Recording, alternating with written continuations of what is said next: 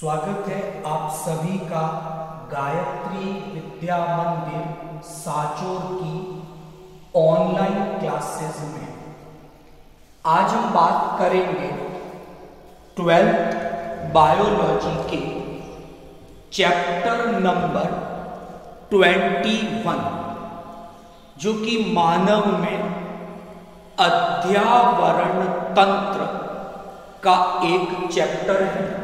तो आज हम डिस्कस करेंगे इंटेग्यूमेंटरी सिस्टम इन ह्यूमन, मानव में अध्यावरण तंत्र। आज का जो लेक्चर है वो इंटेग्यूमेंटरी सिस्टम का सेकंड पार्ट है। और कल के लेक्चर में हम लोगों ने ऐसा डिस्कस किया था कि जो इंटेग्यूमेंटरी सिस्टम है, जो अध्यावरण तंत्र है, उसमें एक तो त्वचा और दूसरा त्वचा के जो डेरिवेटिव्स हैं उसके जो व्युत्पन्न हैं वो सम्मिलित किए गए हैं। चैप्टर नंबर 21 में हम डिस्कस करेंगे एक तो मानव की त्वचा की हिस्टोलॉजी के बारे में, औतिकी के बारे में। एक हम लोग बात करेंगे त्वक ग्रंथियों के बारे में, और फाइनली हम लोग डिस्कस करेंगे हेयर या रोम की संरचना के बारे में। तो स्टार्ट करते हैं हमारे फर्स्ट टॉपिक के साथ, और वो है त्वचा की औतिकी, स्किन की हिस्टोलॉजी।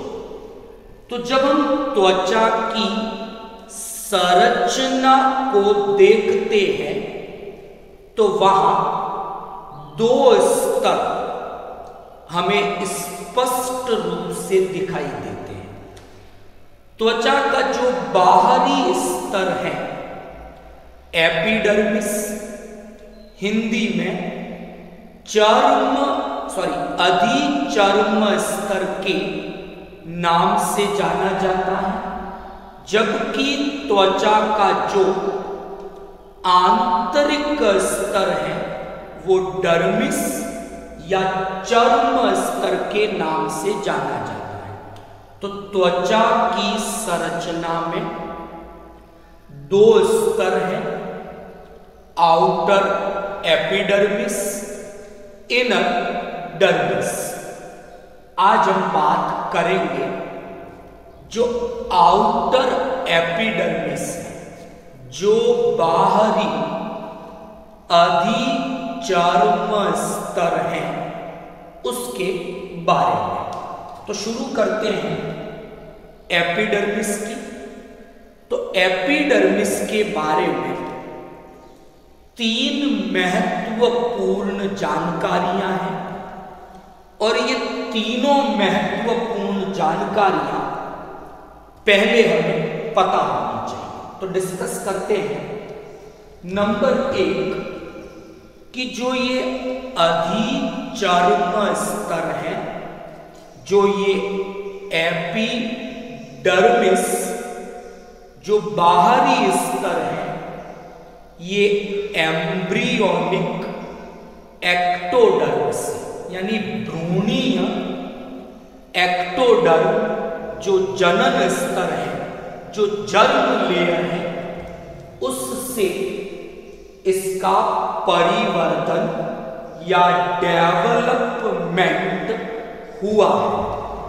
नंबर 2 जो दूसरी महत्वपूर्ण बात है, वो दूसरी महत्वपूर्ण बात ये है कि जो एपिडर्मिस है, अधिचर्म स्तर है, ये एग्जाम्पल है, उदाहरण है स्तरित उपकला ऊतक का, यानी एपिडर्मिस एपिथेलियल टिश्यू का एक एग्जाम्पल है।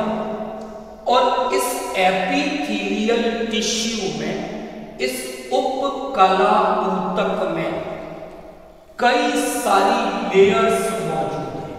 ये एक मल्टी लेयर बहुस्तरीय संरचना है और इस प्रकार अधिचल स्तरित उपकला ऊतक का एक उदाहरण है, एग्जाम्पल है। तीसरी जो बात मैं डिस्कस कर रहा हूं वो हम लोग डिस्कस कर रहे हैं कि जो एपिडर्मिस है, इस स्तर में कोई रुधिर वाहिनी नहीं है, ब्लड वेसल्स एब्सेंट है। इसलिए अधिचर्म को किसी भी प्रकार की कोई ब्लड की सप्लाई प्राप्त नहीं होती। तो किसी भी प्रकार की ब्लड की सप्लाई अधिचर्म स्तर को प्राप्त नहीं होती। अब हम बात करते हैं अधिचर्म स्तर के इन 5 उप स्तरों के बारे में। मैंने 1 से लेकर 5 तक इन 5 उप स्तरों के नाम मेंशन किए। तो 1 बाय 1 बात करेंगे कि जो ये सबसे बाहरी स्तर है अधिचर्म का, वो स्ट्रेटम कॉर्नियम, हिंदी में इसे श्रृंगीय स्तर के नाम से जाना जाता है। उससे थोड़ा नीचे की ओर जाएंगे तो अधिचर्म का चौथा स्तर आएगा, जिसे स्ट्रेटम ल्यूसीडियम के नाम से जाना जाता है।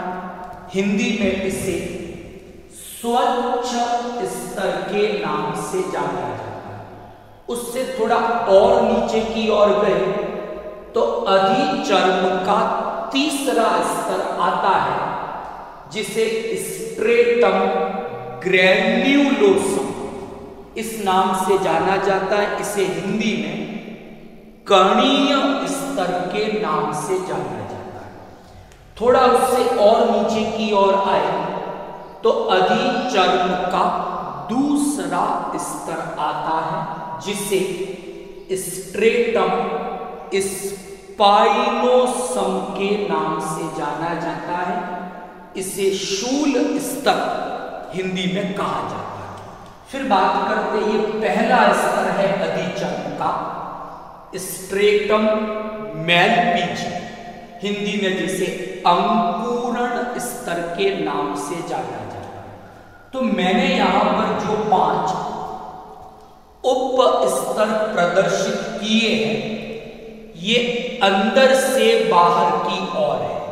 यानी मैलपीजी स्तर सबसे आंतरिक स्तर है अधिचर्म का, और कॉर्नियम स्तर अधिचर्म का सबसे बाहरी स्तर है।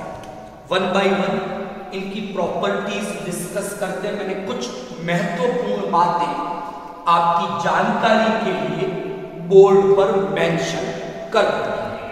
तो नंबर 1 स्ट्रेटम मैलपीजी।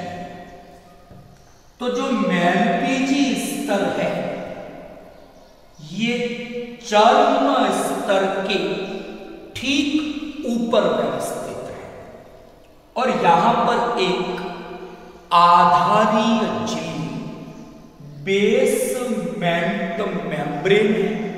तो क्या स्ट्रक्चर है? सबसे पहले आएगा चर्म स्तर। चर्म स्तर के ठीक ऊपर बेसमेंट मेम्ब्रेन, हिंदी में आधारीय झिल्ली, और उस आधारीय झिल्ली के ऊपर पूरी एपिडर्मिस व्यवस्थित है। तो सबसे पहले आ जाएगा मैलपीजी स्तर। यहां तक ठीक। हमने अभी बात की थी कि अधिचर्म स्तर में रुधिर वाहिनियां नहीं है, मतलब ब्लड की सप्लाई नहीं हो रही, लेकिन जो मेलपीजी स्तर है इसकी कोशिकाएं पोषण प्राप्त कर लेती हैं। कौन से स्तर से? चर्म स्तर से, क्योंकि ये उसके संपर्क में है। तो न्यूट्रिशन मिल गया, पोषण मिल गया। इस कारण जो मेलपीजी स्तर की कोशिकाएं हैं ये लगातार विभाजन करती है, डिविजन्स करती है। तो जब ये लगातार विभाजन करेगी तो होगा क्या कि जो नई बनी हुई कोशिकाएं हैं, न्यू सेल्स, वो तो यहीं रह जाएगी। पुरानी कोशिकाएं जो ओल्ड सेल्स हैं वो ऊपर की ओर शिफ्ट होती जाएंगी, यानी पहले शूल स्तर में जाएंगी, फिर आगे शिफ्ट हुई, फिर आगे शिफ्ट हुई, फिर आगे शिफ्ट हुई। यानी अधिचर्म स्तर के इन सभी उप स्तरों का निर्माण मेलपीजी स्तर की कोशिकाओं में विभाजनों से हुआ है, और इसीलिए मेलपीजी स्तर को हम अंकुरण स्तर के नाम से भी जानते हैं। अगली बात, जब हम मेलपीजी स्तर की कोशिकाओं को देखें तो वहां पर हम क्या देखते हैं कि कुछ विशेष प्रकार की कोशिकाएं हैं जिनका नाम है मिलेनोसाइट। ये जो मिलेनोसाइट्स हैं मेलपीजी स्तर की कोशिकाएं हैं, इनमें एक वर्णक पिगमेंट है जिसका नाम है मिलेनिन, और इसी मिलेनिन वर्णक का संश्लेषण इन मिलेनोसाइट्स कोशिकाओं में होता है। तो जो त्वचा का रंग है हल्का गहरा, कि कुछ व्यक्तियों की त्वचा का रंग हल्का है, कुछ व्यक्तियों की त्वचा का रंग गहरा है, ये सब कुछ इस वर्णक पर निर्भर करता है। मिलेनिन नाम है जिसका, और ये वर्णक मिलेनोसाइट्स कोशिकाओं में संश्लेषित होता है, और ये कोशिकाएं मेलपीजी स्तर में मौजूद है।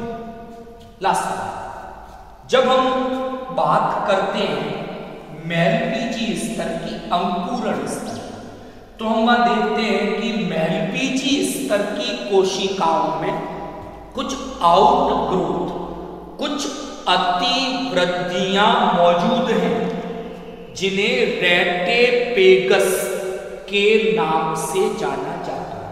तो अभी हमने बात की मेलपीजी स्तर की, जिसे अंकुरण स्तर के नाम से जाना जाता है।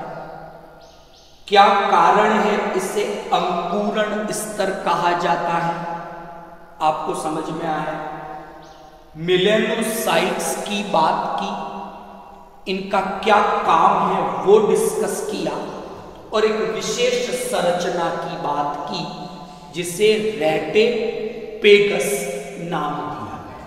आगे बढ़ते दूसरे स्तर की ओर, अधिचर्म का जो दूसरा स्तर है वो है स्ट्रेटम स्पाइनोसम, हिंदी में जिसे शूल स्तर नाम दिया गया है। जो अधिचर्म का ये स्तर है, ये हमारी त्वचा को दृढ़ता, मजबूती प्रदान करता है। तो क्या देखते हैं कि इस स्पाइनोसम स्तर की जो कोशिकाएं हैं वो पॉलीहेड्रल टाइप की हैं, बहुकोणीय प्रकार की हैं। तो इनके जो किनारे हैं वो इस तरह से इंटरलॉक हो जाएंगे, और मजबूती, दृढ़ता अधिचर्म को प्रदान इस स्तर के द्वारा की जाती है। तो दूसरी बात हमने की स्ट्रेटम स्पाइनोसम की शूल स्तर की क्या विशेषता है, इस स्तर की कोशिकाओं की वो बात की, और ये स्तर अधिचर्म में क्यों महत्वपूर्ण है वो भी हमने डिस्कस किया। तीसरे स्तर पे आगे बढ़ते हैं। अधिचर्म के तीसरे स्तर का नाम है स्ट्रेटम ग्रैन्युलोसम, हिंदी में कणीय स्तर के नाम से जाना जाता है। मैंने एक नाम यहां मेंशन किया है, कीरेटोहाइलिन। ये एक सजीव या जैव प्रोटीन है।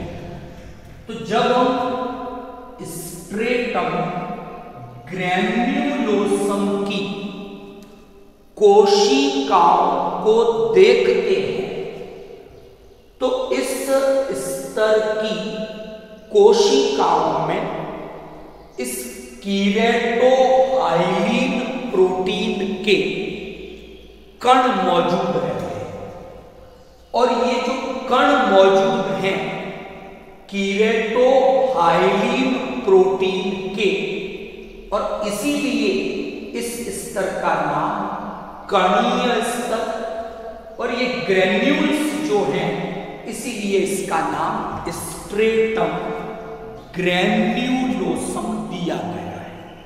तो अधिचर्म का जो तीसरा स्तर है वो एक विशेष प्रकार के प्रोटीन के कणों से युक्त कोशिकाओं से निर्मित है, और उस प्रोटीन का नाम है कीरेटोहाइलिन प्रोटीन।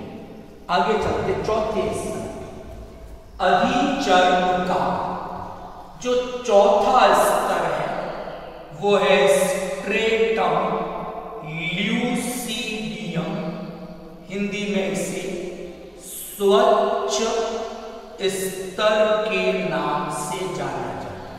क्या है, बात करते हैं कि जब ग्रैन्युलोसम स्तर की कोशिकाएं शिफ्ट होकर ल्यूसीडियम स्तर तक आती है तो जो ग्रैन्युलोसम की कोशिकाओं का प्रोटीन था कीरेटोहाइलिन वो अपघटित हो जाता है, और अब वो परिवर्तित हो जाता है एलाइडीन प्रोटीन में। तो हम बात कर रहे थे स्ट्रेटम ल्यूसीडियम स्तर की।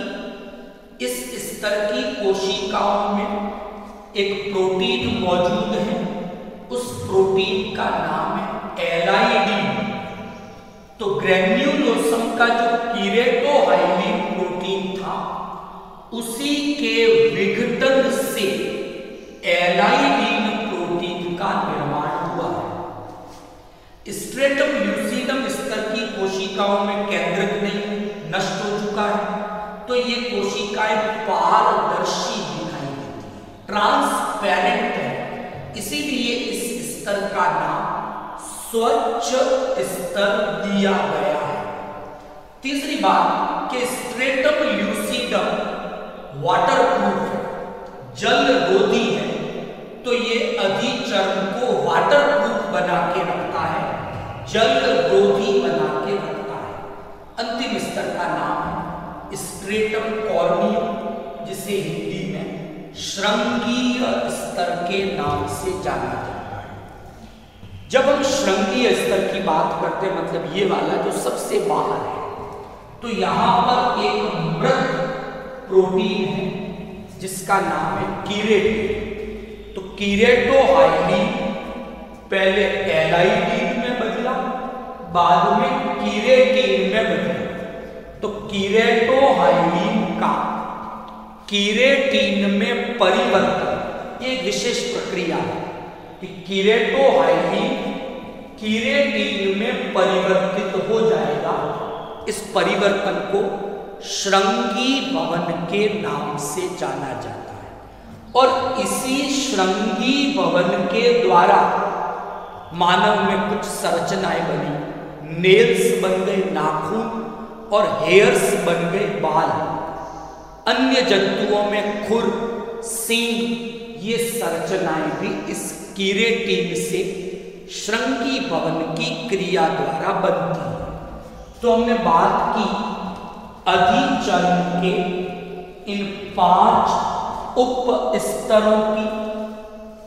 यहां पर जो कोशिकाएं हैं उनकी प्रॉपर्टी की और कौन सा स्तर क्यों महत्वपूर्ण है, वो क्या महत्वपूर्ण कार्य करता है, ये भी हमने डिस्कस किया।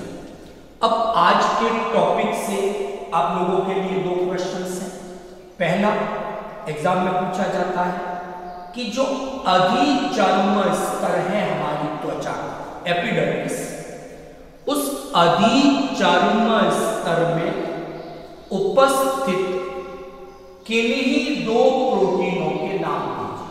आप कमेंट बॉक्स में लिख सकते हैं आंसर, आप पर्सनली व्हाट्सएप पे इनके आंसर कर सकते हैं। एक क्वेश्चन तो ये है आपके लिए कि अधिचर्म स्तर में उपस्थित प्रोटीनों के नाम दीजिए। दूसरा क्वेश्चन ये है कि जो श्रृंगी भवन की क्रिया मैंने आपको बताई थी कि कीरेटोहाइलिन जो एक जैव प्रोटीन है, उसका एक मृत प्रोटीन कीरेटिन में परिवर्तन, इसे हम श्रृंगी भवन, कीरेटिनाइजेशन के नाम से जानते हैं। तो आपको उन 2 संरचनाओं के नाम बताने हैं मानव में जो श्रृंगी भवन की क्रिया के परिणाम स्वरूप बनती है। तो आई थिंक आज का लेक्चर आपको समझ में आ गया होगा। कल हम बात करेंगे त्वचा के दूसरे स्तर, चर्म स्तर के बारे में, और साथ ही कल हम ये भी डिस्कस करेंगे कि अधिचर्म स्तर और चर्म स्तर यानी एपिडर्मिस और डर्मिस, इनमें क्या डिफरेंसेस हैं। Thank you all of you.